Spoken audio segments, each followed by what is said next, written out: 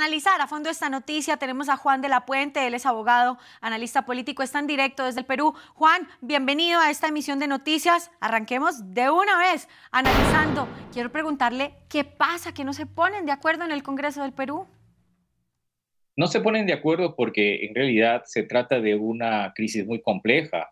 Esta es una crisis que ya lleva 7 años y hoy día lo que se tiene en general es una opinión pública donde 7 de cada 10 peruanos quieren que las elecciones se produzcan este año y en el Congreso sentimiento mayoritario es quedarse hasta el 2026, que es el periodo para el que fueron elegidos inicialmente. Entonces, buscan en el Parlamento muchos pretextos, coartadas, explicaciones, dilaciones para no recortar el mandato. Inicialmente habían aprobado una primera votación para que las elecciones sean el año 2024, faltaba ratificarlo. La presión de la opinión pública con estas manifestaciones hacía que en realidad las elecciones deberían ser nuevamente estimadas, pero ya para este año. Y ahí es donde entra el juego de intereses, pero en conjunto me parece que lo que queda claro para la opinión pública es que este Parlamento no quiere irse. En Perú pasa algo y quiero saber cómo está cómo está repartido el tema de las bancadas en el Congreso. Y ahora con este cambio, porque una cosa era las afinidades con Castillo y otra muy distinta es lo que ha pasado ahora con el gobierno de Boluarte. No escuché la última parte de la pregunta. Juan, le repito la pregunta, que ¿cómo están distribuidas las bancadas en el Congreso del Perú? Bueno, lo que nosotros tenemos en el país es una insumisión en el sur del país. Estamos hablando no de un estallido, me parece que es un asunto mucho más complejo que compromete varios territorios con distinta intensidad. Los muertos ya no son 46, como se dijo en el informe, son 56.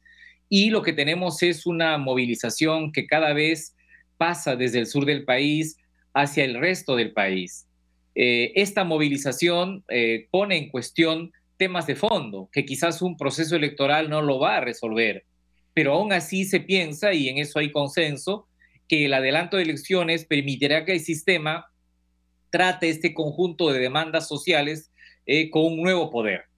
La presidenta de la República ha presionado anteayer al Parlamento para que tome una decisión, pero también existe un temperamento ciudadano en el sentido que si la presidenta renunciara, se activaría el mecanismo constitucional de las elecciones adelantadas y eso permitiría tener elecciones en este año.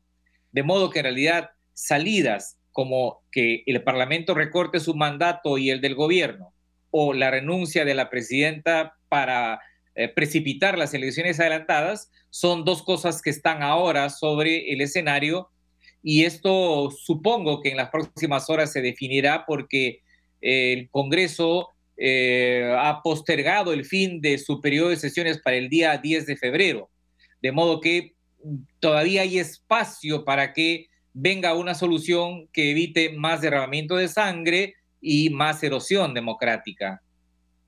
En dado caso que esto se llegue a aprobar, ¿cuáles son los candidatos y las figuras políticas que se perfilan para ocupar este cargo después de Dina Boluarte?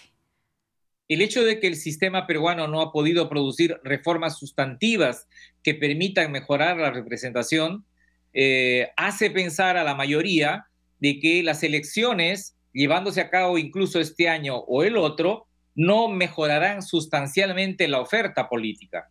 Y entonces tendremos una competencia política con los candidatos tradicionales. El Perú tiene una demanda de reforma política de los últimos 10 años e incluso tiene la demanda de una asamblea constituyente que también es mayoritaria según las encuestas.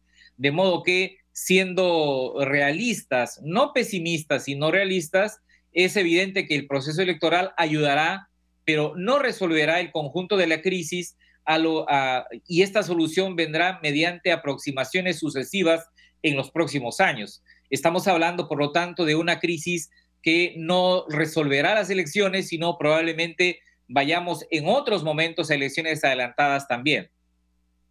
¿Usted qué cree en su calidad de analista que resolvería la crisis del Perú? Bueno, primero un pacto para una transición democrática, pero eso implica desmontar los discursos de guerra, de polarización que hay. En el gobierno se ha resucitado el enemigo interno, es decir, el terrorismo, y se dice que los manifestantes son subversivos. Las demostraciones de las masivas manifestaciones implican que hay violencia, que hay vandalismo, pero se trata de una legítima movilización.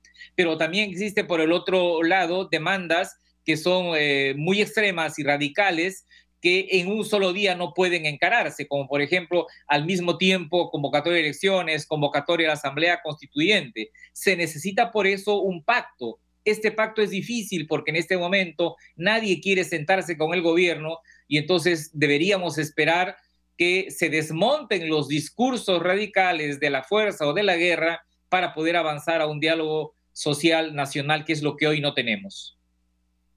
Pues bueno, aquí estábamos con Juan de la Puente, abogado, analista político en directo desde el Perú, contándonos qué está pasando hoy, un día clave y definitorio también para la política. Muchas gracias por haber estado con nosotros.